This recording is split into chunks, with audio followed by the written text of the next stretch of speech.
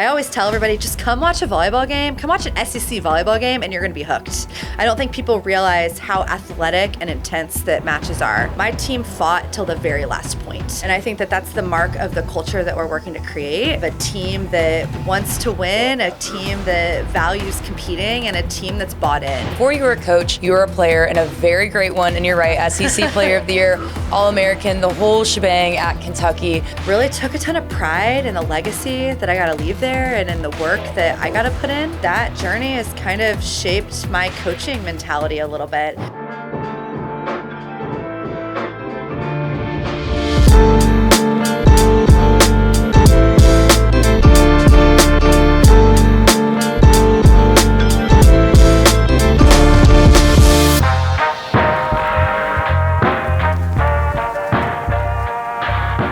For a limited time, Firehouse Subs is serving up the French dip sub, piled high with premium roast beef, caramelized onions, and melty provolone, all in a freshly toasted garlic butter roll, served with warm, savory au jus for dipping.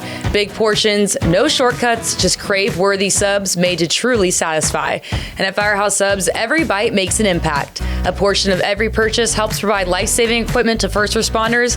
Download the Firehouse Subs app, skip the line, stack the flavor, and support your local heroes only at Firehouse Subs. All right, welcome back to Carolina Pulse. I'm your host, Hanna Barton. Today's guest had an outstanding career as a player in the SEC before transitioning into coaching, multiple stops in the conference, outside of the conference, and now she is the head volleyball coach at the University of South Carolina, Coach Sarah Rumely Noble. Thank you so much for joining me. Yeah, fired up to be here. Can't wait. I'm so excited. I always love having a coach in, really pick their brain, not only as someone that has had success coaching, but as an athlete and everything that overlaps with that. So we're going to dive into all of that today. Love it. Before we get started into kind of the deep depths, I'll just kind of check in and see. I know you guys are back on campus. It's your off season. Yep. So you're in those 8-hour weeks. How's that kind of looking for your program? It's great. We're just getting started, kicking things off. We're excited for the first 5 weeks that we have as our group to do a little bit more individual training, and we'll compete every Friday, so that'll be fun, getting the whole team together. We're doing a little bit of a book review. We all read a book together over Christmas break, and so we're excited to get back and discuss that and talk about the ways that book can help us as we springboard into our season. Is that something you've always done? Is the book assignment? No, this was actually the first year that I've given them an assignment over break. Okay. A lot of times we'll read books or things, but I usually read it to them and just we have discussions after, because sometimes it's nice to have someone read a book to you. Yeah, it's like elementary school. We all listen to, our books on tape. And so I've done that in the past, but, I thought for this book, the book's called It Takes What It Takes. I just thought it was really good to be able to do individually and kind of come back together collectively and discuss it and have it springboard into the start of our spring. Well, you just finished your first season as the head coach at South Carolina. Kind of give me a little bit of a recap on what are some things that you were really happy with? What are some things you've noticed about your program, your team, and kind of what you want to do moving forward? Yeah, I think for us, I got hired in April, which is not an ideal timing for a college volleyball coach to get hired. So we understood that coming in, that there were going to be some challenges as we built our roster, some challenges of the time that we got to have together. But we also knew that the strength of that was that we were going to get better over the course of the season, because the more time we got together, the more that we could improve our system and our play and getting to know each other better. And so, I think one of the biggest things for me is I was really pleased with the fact that in every match that we were in this past season, my team fought till the very last point. And I think that that's the mark of the culture that we're working to create. I think that's a mark of a team that wants to win, a team that values competing, and a team that's bought in. And so I think as a head coach of a program, I could feel that investment from my players. And so that makes me really excited about the future of where we're headed. So now you're in the spring, and one of the huge parts of kind of heading into the future is building in the portal and things like that. What is it like navigating the transfer portal space in today's college volleyball landscape? It's crazy. It's madness. It's funny. I'll talk to random people out in the community and they'll say, "Oh, do you have to deal with the portal?" I'm like, "Yes, I have to deal with the portal." And I think that we always want to continue to grow women's athletics, and that is an amazing thing that we've been able to do in our sport. But it's definitely turning into more like football and basketball when you think of what portal windows look like and what the portal looks like. And so for us, it's really quick. You have to make decisions very quickly. Athletes are able to go in. They have a very short window of time when they're allowed to visit. And so it just forces you to be decisive. And so we're really excited. We were able to add 3 athletes out of the portal that we're excited about that are here on campus already, and we're ready to get started with them. When you're recruiting in the portal, because obviously there's going to be some differences than when you're recruiting out of high school, what are the biggest things that you look for that maybe are a little bit different than when you're recruiting someone in high school? I think that I'm always looking out of the portal for athletes that say they want to win. That it's like, I want to go somewhere and I value winning and I want to compete and I want to get after it. I think those are always some touch points that I'm looking for them to kind of bring up.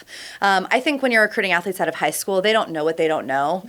And so they kind of have some cookie cutter questions that they've been kind of trained to ask you along the way. They're wanting to know what's the typical day in the life of a college athlete, where someone out of the portal, they know what college athletics is. They're looking for the right fit in their next stop. And so we're always looking for people that have that competitive drive in them, that want to step into a new culture and be able to invest in where their feet are.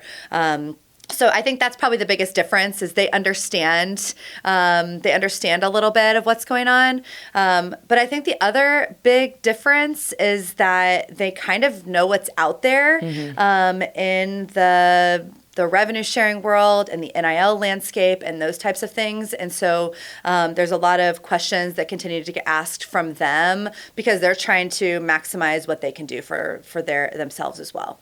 And you've been in the coaching space kind of pre this transfer portal, NIL, rev share kind of meshing that's happening the past few years.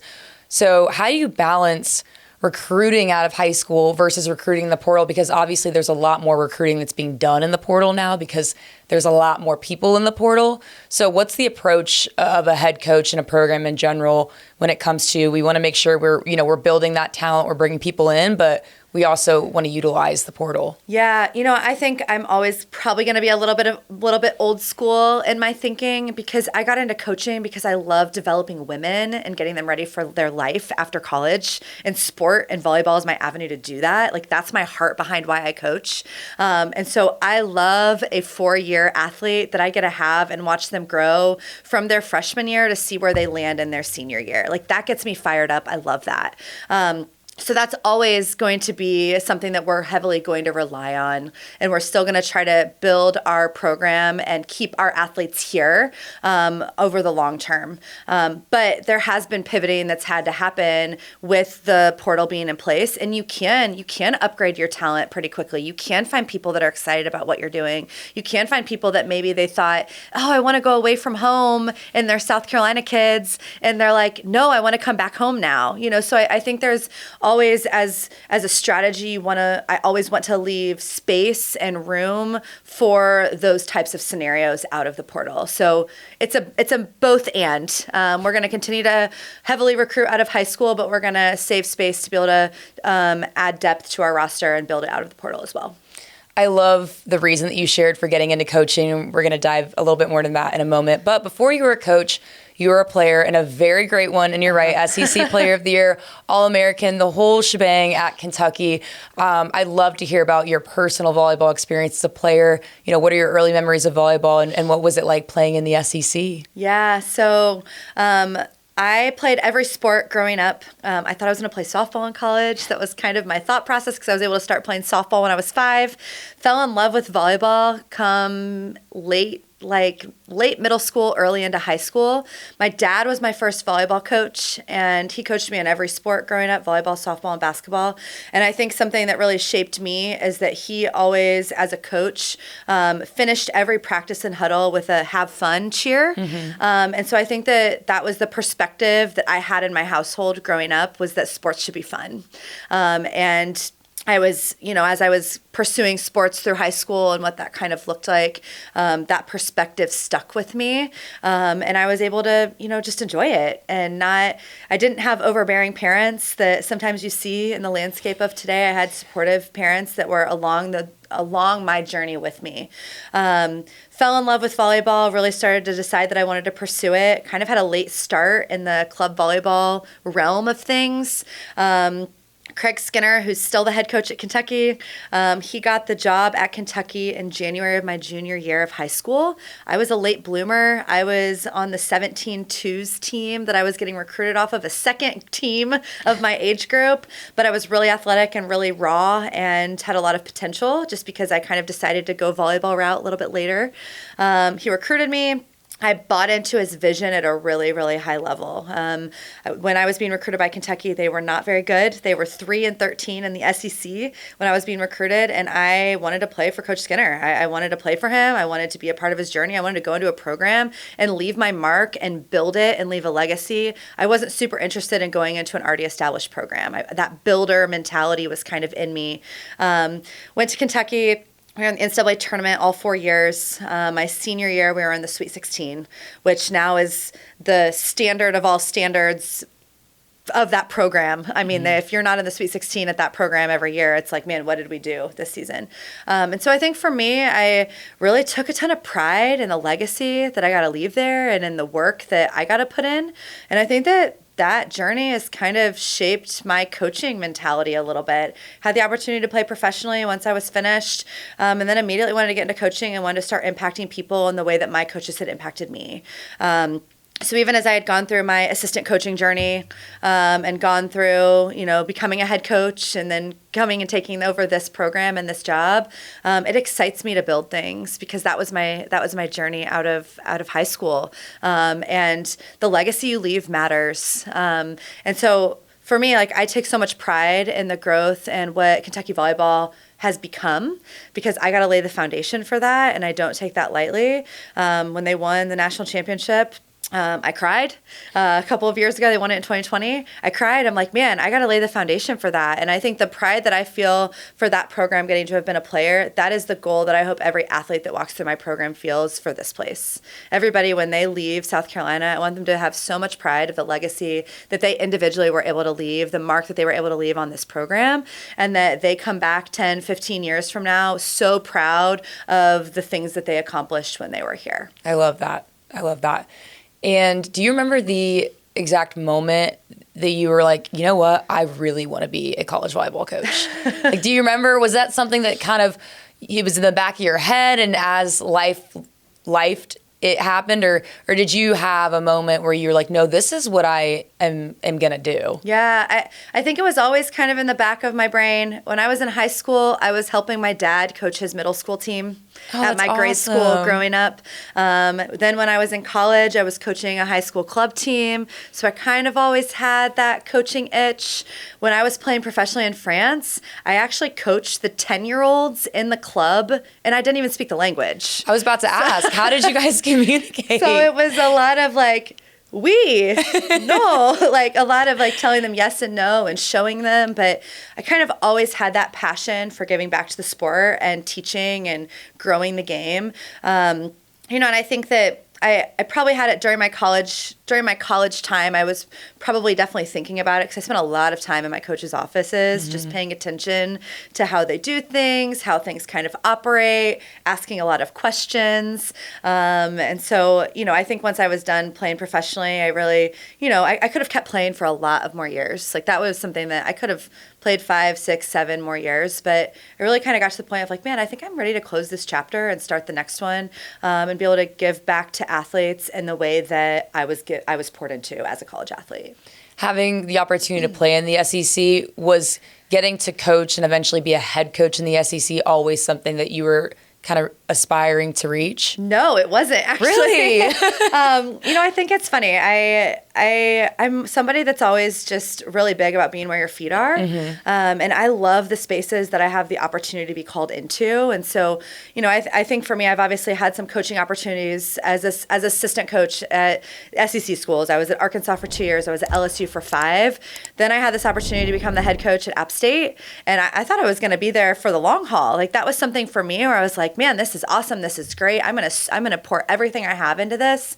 But when South Carolina called me about this job, I'm just too competitive and I love the SEC too much that, I think maybe those dreams that maybe I didn't have on paper maybe were always kind of there, but it wasn't like it was this goal sheet of I have to have this to feel fulfilled in my coaching journey.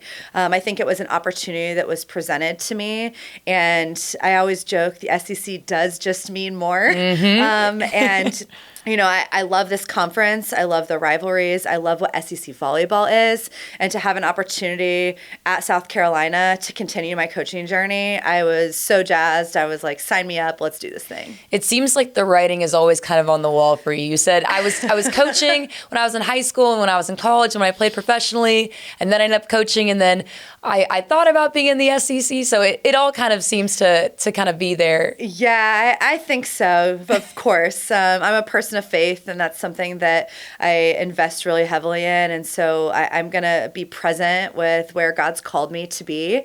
And I'm going to allow him to direct my steps of what he has next for me, and be prayerful about those opportunities that come my way. And I'm going to be content in what he has in front of me. And I feel like I'm in a pretty good spot. Yeah, coaching in the SEC, and you had played in the SEC, now you're a head coach in the SEC. What are some differences that you notice in when you played versus now when you're coaching, in terms of the level of play or just the competitiveness, or even how things operate? I think one of the craziest things when I think back to my playing days, the NCAA had just passed a really awesome new thing called fruit, nuts, and bagels. And they were allowed to provide athletes fruit, nuts, and bagels, but that was it. You couldn't provide any spread for your bagels. There could be no cream cheese, no butter. What? So we were so jazzed. Like my junior, senior year, we got like bananas in the locker room. We had like nuts in the locker room. We had bagels that were now provided in the locker room for us. That was the first opportunity to get like food provided to student athletes. So I'm aging myself maybe a little bit. I played 20 years ago. But, I think that to see, like, that's where I was at as an athlete, of the things that were happening in college athletics, to now seeing that we have the Doty. We have a student athlete dining facility where they can go get 3 meals a day, and they have a chef that is thinking about their needs as an athlete so that they can fuel their bodies for performance. I mean, how incredible. How incredible that that's where we're at today. And I think in terms of the competitiveness of volleyball, the rivalries are still there. And the sport has just grown so much. It has just grown exponentially since my time, that we go to these club tournaments, and there's so many girls that are at these club tournaments. And volleyball is now the most participated sport of any of high schoolers in the country among women. And so just the growth of our sport that it's taken over my time from a player to now being the head coach at an SEC school, it's been really awesome to witness. What is it about the sport of volleyball that you think is causing so many young women to fall in love with it? I think that volleyball is incredibly athletic. I don't think people realize the athleticism that's required in the sport. There's power, there's speed, there's agility. And to me, it's also the ultimate team sport. We have 6 people that are playing in a pretty small space. So the communication that has to happen, the camaraderie that has to happen, it is the ultimate team sport where you rely on your athletes. If you compare that to basketball, you have 5 people on each team that are in a much bigger court, and they're going on both sides of the net. So there's more space. You can kind of dribble to the rim and do it all yourself in basketball. In volleyball, you have to rely on your teammates. I think that's really exciting for young girls as they're getting into sport. And I think just the athleticism, the pace of it, there's action that happens in every point. It's exciting. I always tell everybody, just come watch a volleyball game. Come watch an SEC volleyball game, and you're going to be hooked. I don't think people realize how athletic and intense that matches are. You have athletes that are diving on the floor, making a play, and then you have them that are jumping and playing above 10 feet in the air. So there's not many sports where you're playing on that scale vertically with what you're doing. But there's been amazing growth that's happened, and it's been really fun to witness and be a part of the sport, and hopefully to be able to be someone that helps grow the game as well. Absolutely. We're seeing the professional leagues. Obviously, the U.S. volleyball national team has had great success the past few Olympics, and, we'll be back LA 2028. What are some things that you want to see continue to develop in the sport of volleyball, both collegiately and professionally? Yeah, I think it's amazing that we now have opportunities to play post college in the States.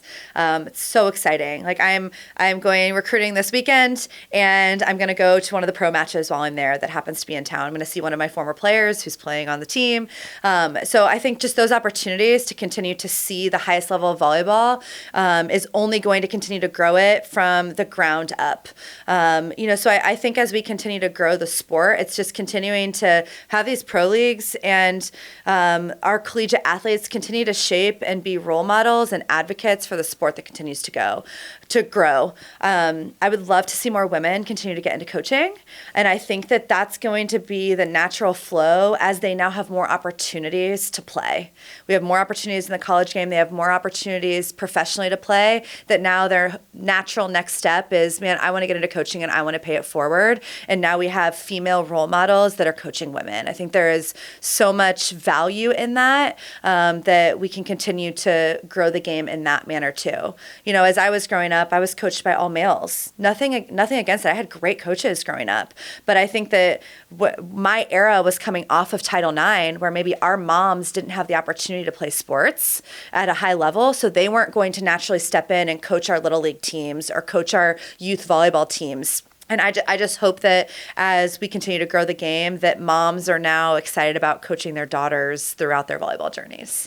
You quite literally read my mind, because that was my next topic, is talking about the representation of women in coaching, specifically in women's sports. What do you think, as a female head coach of a women's sport, are some of the biggest challenges, not just getting to that position, but also navigating it in general? Yeah, I think that the hardest part that we talk about a lot in our women's coaching groups is just people, we all have a desire to have a family. Like that's something that's important to us, and feeling like, can we do all of the things? And we can, but it just is going to look a little bit different in the desire to be able to do all of the things, to be able to be a coach, be a wife, be a daughter, be a sister, be a mom, all of those things. I think that there's just tension that sometimes is in there. And so I think that we have to continue to support each other as women in it. I'm actually going to an amazing event that's been put on by the LSU head coach. Her name's Tanya Johnson. And this 2 weekends from now, we get together 50 to 75 Division I female volleyball coaches all get together, and we talk about how can we advocate for each other? How can we support each other? How can we keep women in this profession? And so I think that there's definitely challenges that come from being a female in this, but we have support in each other to keep us in the game. We understand the importance of the female role model for our young women that are female athletes that are coming through our programs. And so just wanting to fight to stay in the game. I think that's one of my passions. Is I get so excited when I see the girls graduate from college and it's like, I want to get into coaching. How can I help you? Like I want to help those people stay in the game and continue to want to be a part of it. I think just other challenges, I think that because we tend as women to have motherly instincts and care along the way, as we hold our athletes accountable in moments, sometimes it feels a little bit personal, as opposed to, no, I'm just giving you feedback of how to help you reach your goals. I'm telling you straight up, I'm being neutral about where I'm seeing you, and I want you to be great, and I'm going to continue to coach you up at a high level. Sometimes those messages get received a little bit differently than if they're coming from a male counterpart. I don't know why that is, but I hope that that's something that we can kind of change in our game along the way. That's interesting. I never really thought about, especially as someone that has had female and male coaches. Yep. I never kind of thought about that. And it's interesting to hear it from your perspective of someone kind of delivering that coaching. So to wrap it up, I've loved getting to hear about your philosophy and what you hear, what you want to come from the sport of volleyball. But I would love to hear kind of, if we were to sit here and have this conversation a year from now, what would you like to say that this South Carolina volleyball program did in the 2026 season? I love it. I love that question. I think with our program, we've talked a ton about two buckets that we have to be really good in. We have to be really good in our culture bucket, what our gym's going to sound like, be like, feel like. And on the flip side of that, how we're going to interact with each other as teammates, and what we're going to pour into, like what what's our glue? Like, this is our culture bucket. Over here is our execution bucket. Can we kill enough balls? Can we block enough balls? Can we pass at a high enough clip? And can we be good enough on the stat sheet to win some matches? I feel like on the backside of year one for us, we set a strong foundation of what the culture that we're trying to create is. Is it perfect? No. That culture is something that you have to pour into every single day. So in the year 2026, I want our culture to be evident by anybody that walks into our program. That is always going to be key for me, is can we have this culture be in the space that's way up here? Along with that, I want 2026 to be a year where our execution is in line with that, where we're killing enough balls, we're able to win enough matches, we're able to find a way to break into the NCAA tournament, get back in the NCAA tournament. Like, that's always going to be a goal for this program. And I think on the backside of that, I want Gamecock Nation to understand how amazing the sport of volleyball is. I want them to come see it with their own eyes. I want there to be standing room only at every single match that we have, and people are just chomping at the bit to come see a volleyball match because of how special our team is and how special our sport is. Well, those listening or watching, you've heard it. If you have not gone to a Gamecock volleyball match, or even if you have, be there for the 2026 season. Pack that gym out. Thank you so much. This was amazing. I'm so glad you could come in, and good luck this season. Can't wait to see what you all do. Thank you. Thanks for having me. It was a blast.